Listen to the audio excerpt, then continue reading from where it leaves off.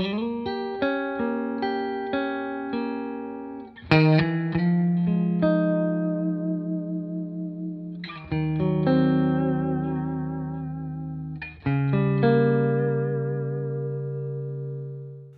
Sam from Guitar Village here, and today we are checking out this one owner 1964 Fender Strat in its original Olympic white finish.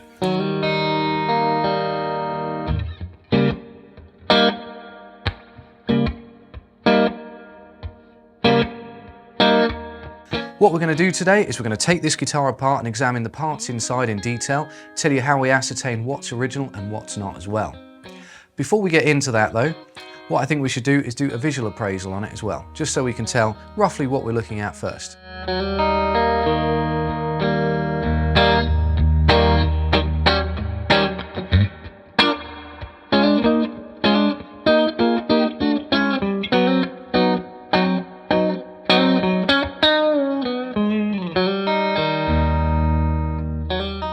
So when we get someone in with a guitar they're looking to part ways with, we take it out the back, we analyse it visually, internally and externally to see what's original and what's not. Once we've done the deal, the guitar will then be set up and cleaned where appropriate, then it will be photographed and then it can be listed for sale on our website and installed too. So let's get this thing on the bench and analyse it. Right, so before we start taking this guitar apart, initially what we're going to do is just have a look over the guitar, find a few pointers that gives us an idea of what year it might roughly be. First thing we're going to look at is the serial number. On most Strats, or at least vintage ones anyway, you'll find that on the back there you'll have a serial number. In this case it starts with an L. Now the L serial numbers went from 63 up to about 65. So this serial number is 32042.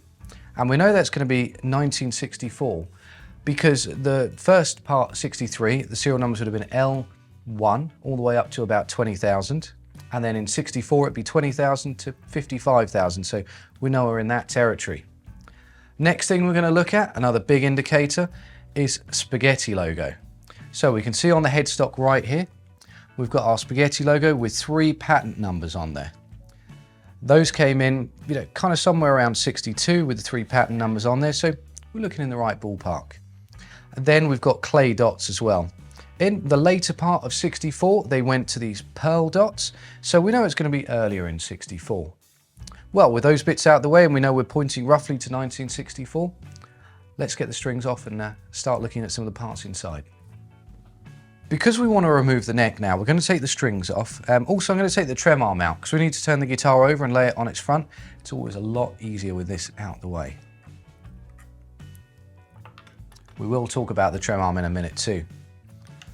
Well, while I'm taking the strings off, it'd be an interesting time to mention some of the big periods really for Fender. So for those of you who aren't, really into your Fender history, the pre-CBS era Strats are the ones that most people want. Some of the most desirable ones are the ones from the mid-50s, but however, I think tonally and for a lot of players, they prefer the rosewood boards, the 60s ones. All those old ones as well, the pre-CBS ones, come with a Brazilian rosewood fretboard, just like this one here. And crucially, we have a CITES certificate to go with it as well. If you haven't heard of CITES, it's really important now for any Brazilian rosewood being sold in the UK and from the UK being exported as well. You also need to have a CITES certificate, so otherwise it's not legal to ship them anywhere.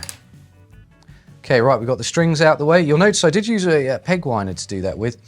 The tuners on this, I checked them before doing it. They all move nice and freely, so I would say using a peg winder is okay. And this one says Fender on it, so it must work on it. Okay, we've got the strings slackened off. Just going to flip the guitar over onto its front so we can get to the bolts on the back.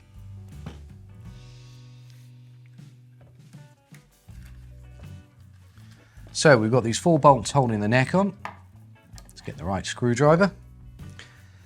Now you want to be careful taking these off. Sometimes with older guitars you'll find that a lot of the crossheads can be chewed up a bit. We've got a couple here that just have a slight bit of chewing on there, but nothing severe.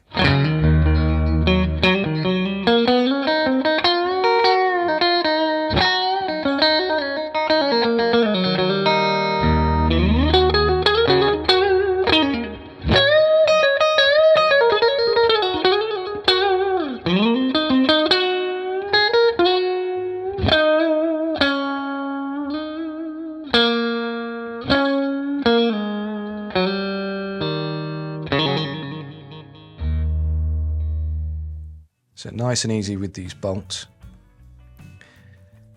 In a second as well, I want to show you these big screws that hold the neck in. So if you have a look right here, you'll see that the screw is threaded the whole way along. This is something that they started doing kind of later on. They didn't always have the fully threaded screws, and they did the same on the trem spring claw screws too.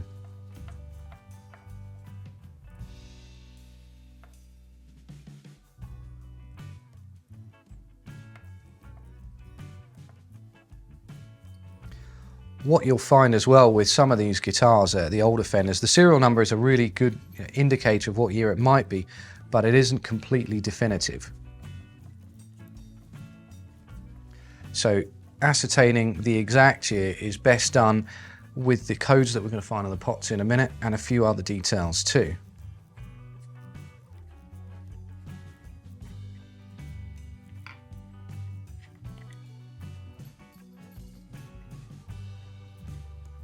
Now you can see with the neck plate removed, you can see a lot of the original finish in there. So this is an Olympic white finish, and you can see the difference in colour between the area that's not had any lights on it.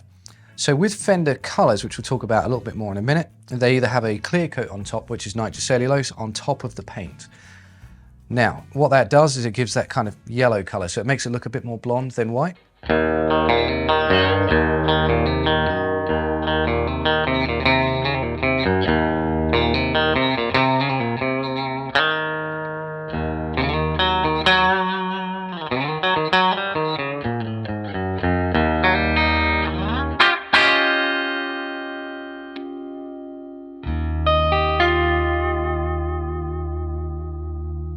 Let's go ahead and take the neck out the pocket. You've got to be really careful with some of these. You don't just want to yank this thing out, just gently take it out. Firstly, what we might see in a lot of these old Strats is this. It's like a paper red shim, and you see these exact ones in a lot of the old ones. Sometimes you might see some sandpaper in there. Also, other good signs as well. The paint just in there, you can see a little bit of an imprint from there. I don't know if you'll catch that on the camera or not, but believe me, it's there. Okay, so we've got our neck out. We're going to start with the heel of the neck. We're going to check out a few markings on there. On the back here, you can see we have this neck stamp. Now, let's have a look. We've got 2, we've got July 64B. Let's break this down. So the 2 is actually the model, not the date. So 2 stands for Stratocaster. I think 3 would be a Telecaster. And then July, I'm sure you figured that one out. 64, which is the year, and then B, which is the nut width. So Fender do 4 different nut widths, A, B, C, and D. B is by far the most common. I've seen the odd C. I don't think I've ever seen an A or a D neck in the flesh. So they're quite rare. They had to be specially ordered. While looking at the back here, if we have a look at the way the rosewood is fitted to the maple as well, this is called a round laminate. So initially what Fender did when they decided to go to rosewood is they would put the board onto a flat piece of maple. So the maple would be flat on top, and then they would just put the board on top of there. So I think it was somewhere around late 62 they decided to do this veneer board on there, which helps us date it so we know it's at least 1962 or older. There's a really subtle detail in here as well. So this is where the truss rod nut is. With a lot of guitars they'll be at the other end of the neck, but on all the old vintage Fenders they put them at the butt here. Now, if you have a really close look, to tell this one from a repro one, you have to look at the very center. So what would happen is in the very center of it, on the old ones, you can actually see the thread through the middle, whereas the repro ones are completely flat there, so you can't see anything through them. Now let's flip this over and have a look at the back. Right here, we've got a nail hole. So we've got obviously our 4 screw holes that hold the neck on, but we've also got this nail hole. And this is a good sign. We're also hopefully going to have a nail hole underneath the D-string Clouson tuner there. Now, while we've got the guitar flipped over, or the neck at least, let's have a look at these tuners on here. Let's get it out of the way so you can see that on the camera. Now, you can see these are heavily worn, but what we could make out just on here in a single line are the words Clouson Deluxe, the manufacturers of these tuners. Around 64, there's a transition period where you see what they call double line Clouson tuners. So you have Clouson Deluxe written here and here, not just straight down the middle there. Now, turning this over, let's have a look at the front. What we would expect to see here is a butterfly string tree.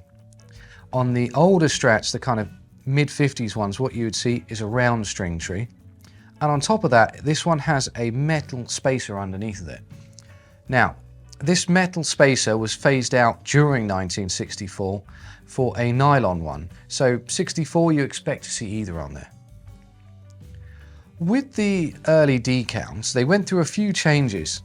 We've got 3 patent numbers on here, which is typical of kind of 62 and onwards. What they did before that, they just had the 2 patent numbers and then no.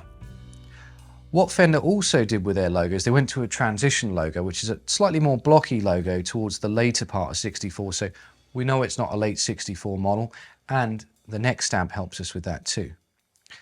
Something else you can tell, sometimes what we've seen with some repro, kind of relic style Strats, they haven't put the logo on top of the lacquer. In this case, they have. And what you can see is there's just a slight outline of the decal where it's a water decal. So you put it in water, you get it wet, and then you slide it onto the lacquer.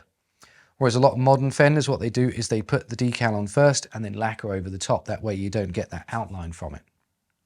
So I'm just going to move this body out of the way, then we're going to go ahead and get the D string tuner off to have a look underneath it.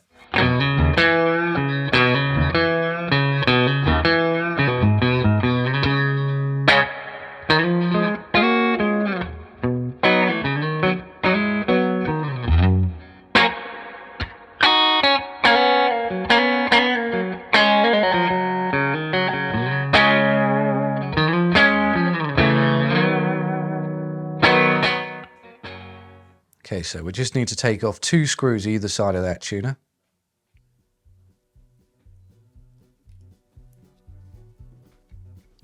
In this case, because we can see how uniformly corroded all these tuners are on the back, we're not going to be taking the whole lot off to check this. We're just going to do the D string. Okay, and you can see right here, next to the tuner, we've got the 2 screw holes, but right here we have an extra nail hole. So that, combined with the one at the heel I was talking about, were 2 nail holes they would have used for drying and spraying the neck. Let's have a look at this Clusen tuner again. So I mentioned about how to date these tuners based on some, certain specs. So for example, I said about the double line Clusen Deluxe, which was phased out during 64. The single line one started in about 58. On the back of the tuner, we've got a D patent number in here. Some of the earlier Clusens didn't have the patent number in there, they just said patent applied on them. But these ones look absolutely original to me. So let's go ahead and put this back in. Before we're finished with the neck and we're going to check out the body, there's something I thought would be quite cool to talk about as well. So when we're looking at the neck here, one thing we use is a radius gauge to see how round the fingerboard is. It should be around 7 1/4. However, when they made these guitars, they weren't exactly 7 1/4. They were just told to aim for that and then measure as they went on. Now, I've just checked this one. At the first fret, it's a really strong 7 1/4. But as you move further up the fingerboard, it just starts to rock a bit more. And I think once you get up to the last few frets, it's probably more likely to be a 6 1/2, somewhere around there. All right, let's have a look at the body. First up, when looking at the body, we want to check out the finish. In 1962, Fender decided to change the way they were going to spray their guitars.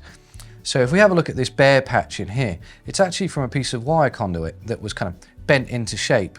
And they used to just screw that thing in, and then they would paint the guitar from there. What that does mean is once we take the pick guard off, we might expect to see some nail holes under here, we might not. By 64, they'd kind of phased most of that out. Now, talking about the finish, when Fender were spraying their finishes, the color codes they would use would be from DuPont, but they would use a variety of different suppliers. So it could be a nitro base coat, or it could be acrylic paint on there. Next is the clear coat, and this is really important, especially with a Fiesta red finish. So the clear coat is, as it sounds, it's a clear coat of nitrocellulose, and they would always use nitro when they did put a clear coat on, but in a lot of cases they didn't put clear coats on. And what that means is, if it doesn't have a clear coat, the guitar will stay pretty much white.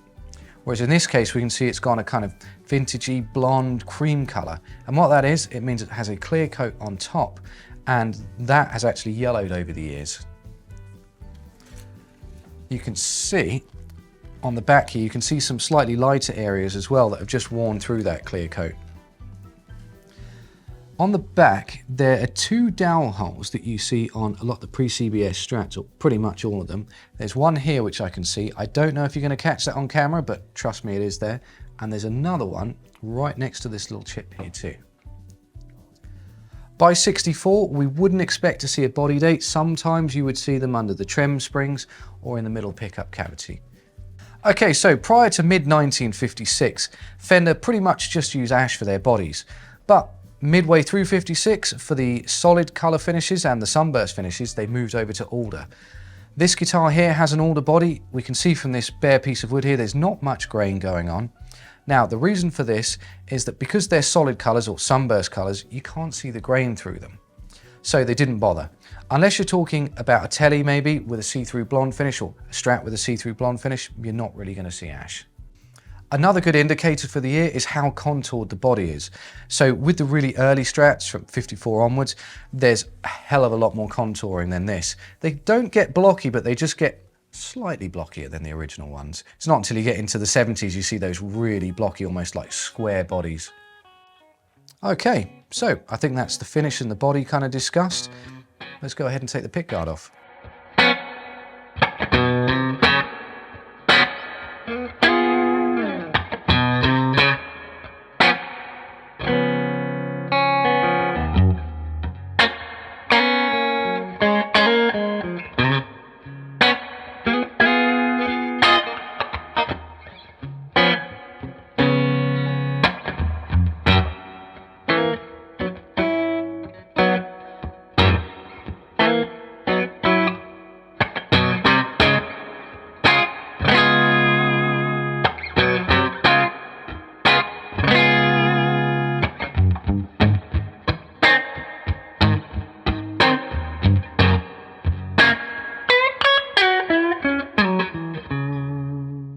So first up, before we start removing the screws from here, let's have a look at the pick guard itself.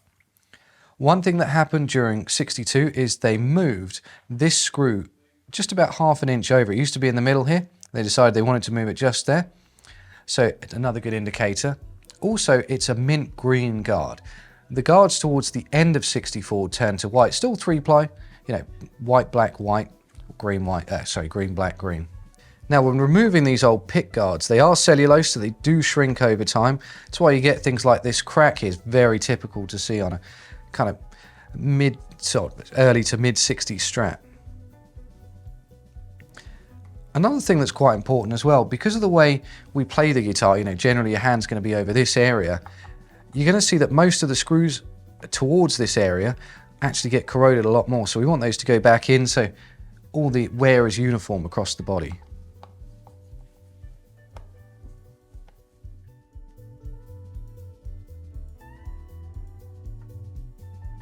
Okay, so we've got the pick guard screws out. We're going to gently just take the pick guard off and flip it over and have a look underneath. Once again, we're seeing this gorgeous Olympic white finish there. And if you have a look at these routes for the pickups, what you'll see is they're very rounded on the end. It was in something like early 70s, maybe 71. They started to square off the corners, so that's a really good sign. I mentioned about nail holes as well when we were talking about the body. Sometimes you might see a nail hole somewhere around here or here. And what they would do is just put nails in them and then just use them while the guitar was drying. In this case, we can't see anything. And there's also no markings or anything like that that suggest a body date either. It was something they kind of phased out by 64 anyway, but sometimes you do see it. And often you'll see this little piece of tape in there as well. Now you want to be careful just when flipping the pick guard over on these. Some of the wires and the wiring can be a little bit soft and brittle. Okay, let's just slide that over a bit so you can see that on the camera okay. Now, straight away, the back of the pick guard, we've got this aluminium shielding on there. It's really, really good to see. What should we start with? Let's have a look at the pickups first. So we've got black bobbin pickups. During 64, they went to grey bobbins, but seeing black bobbins, as I mentioned about Leo Fender being quite thrifty, wouldn't be unexpected. And something they started doing is they started putting dates on these in this kind of yellow ink pen. Sometimes when they were on grey bobbins, they did write them by hand. So if we have a look here, we've got August 31. It's hard to make out those two numbers there, but I'm gonna go out on a limb and say it's most likely something like 64. Let's gently take the neck pickup out. I want to talk a little bit about the pickups because they're quite important to a lot of people in these guitars. We are going to be very careful because we can see this crack here, so we're just gently going to remove this while keeping the pressure on there.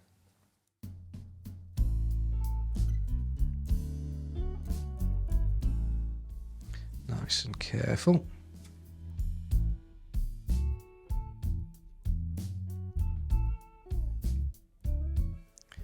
Just while I'm doing this last bit, you'll notice that there's, well, hopefully you'll notice there's no beveling on the magnets here. It's something they started phasing out by 64. Earlier ones tend to have some beveling to them. This is just where the top isn't flat. It just has a slight kind of arc to it.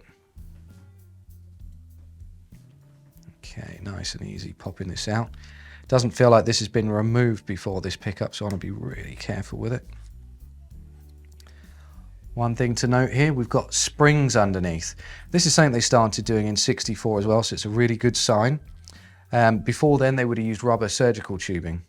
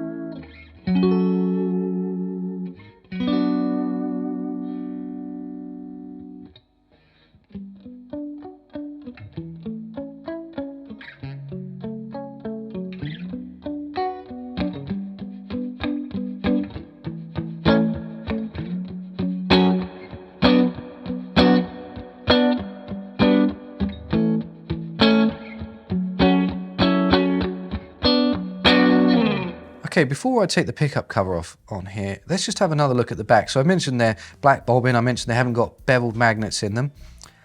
One thing that's worth looking at as well is the wax on them. So Fender pickups are wax potted. This stops microphonics. And you can see lots of wax on here, which makes me think they all look very uniform, that none of them have been rewound at all. Now we're going to be very careful when taking this pickup cover off. You don't want to damage any of the wiring inside. Now, during 64, Fender changed from a kind of rich red colour to more of a burgundy colour. Still quite vibrant. You can see all the wines in there. And also, let's have a look at the back of this. So in here, during, I think it was 63, what you start to see, 63, 64, on the back of these is these 4 little marks on there, these little circles. I presume they're from casting. And if we turn this over, you can see the amount of discoloration over the years between the parts. Okay, let's go ahead and put the pickup back in before we do one last final test with it. Okay, so we've got the pickup back into its housing again. One thing we're going to check, we have this polarity checker. During the 60s, Fender made all the pickups south polarity. So when we hold this over here, we can see that if it's got the black side showing, it's south. We check here, and all 3 are south. It's not like modern pickups where they're reverse wound, so you get that kind of out of phase sound in the in-between positions. Now we've done the pickups, I think we can move on to the pots next. So we've got 3 pots, 2 for tone, 1 for volume. Standard vintage Strat setup. Now, these pots, for 60s, we would expect to see CTS pots. During the 50s, Fender used stack pole pots, and they actually have a code on the side of these ones. So the original stack pole pots were started with a 304, whereas when you go to CTS, it starts with 137.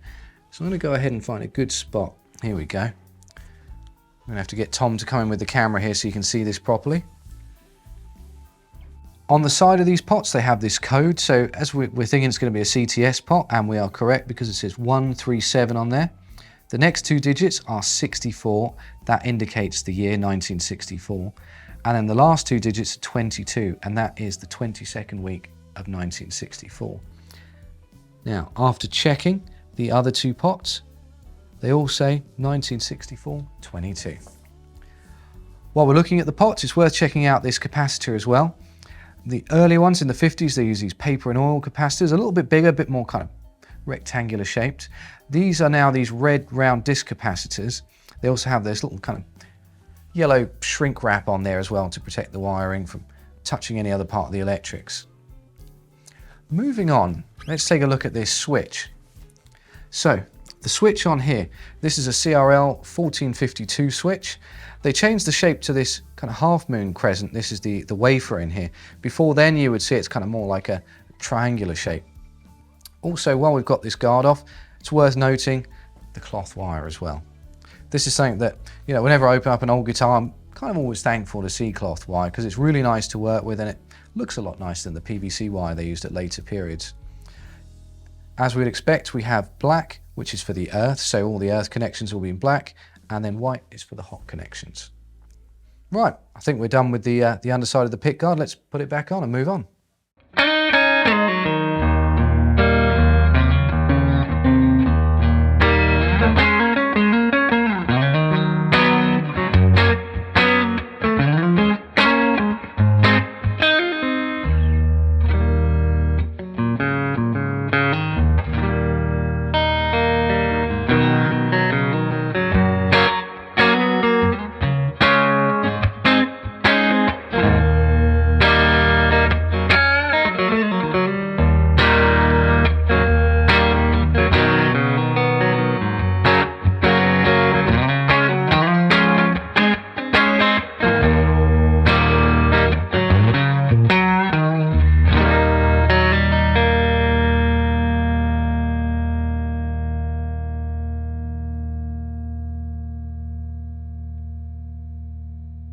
Okay, so last thing I want to check with the front of the guitar here, at least with the plastics, it's just the knobs.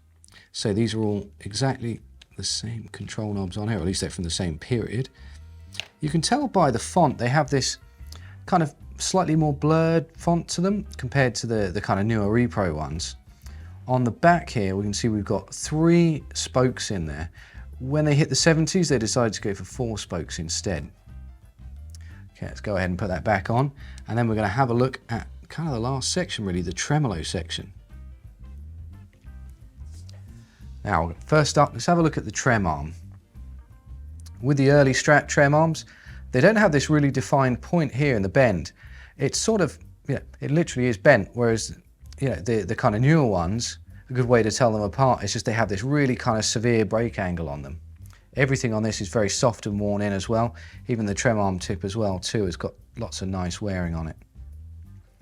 When we have a look at the thread here, for some reason on the early ones, the thread stops there, but there's kind of this ghosting of the thread that goes further up.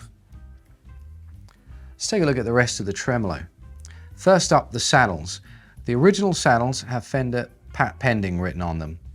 There are some repro ones out there that say that now, but for a long time what Fender used to do when they made repro versions of these is they just put Fender and then Fender on the other side too. Okay, let's go ahead and flip the guitar over and check out the back. Kind of the final bit really I want to have a look at on this guitar, except the sticker, which we'll get to in a second. Let's have a look at the trem block itself. So as you can see, this is quite a squared up trem block, very typical on the early Strats, made of steel and then it was painted. And we can see that someone's put Fender bullets in here, which don't actually work on the early blocks that well. Because the blocks have a very shallow recess, on the original ones at least, the bullets don't actually fit all the way in, and a lot of people would have just taken the back cover off to make it easier to work with. So we can see here it's definitely an original block on there. They do a repro version of this now, but the strings still go in a bit further than these ones. Also, we've got 5 slightly lower tension springs in there as well, exactly the same as all the old ones have. Okay, so being British, and I think a big of a football fan as well, the World Cup Winnie sticker. Now, I'm not sure if we're actually allowed to show this on YouTube or not, but I think we'll be all right. So this is from 1966 when England won the World Cup. And for me, seeing this as a one-owner guitar who bought it in 1965, obviously a bit of a football fan himself, putting this on the back, I think this is a great piece of history.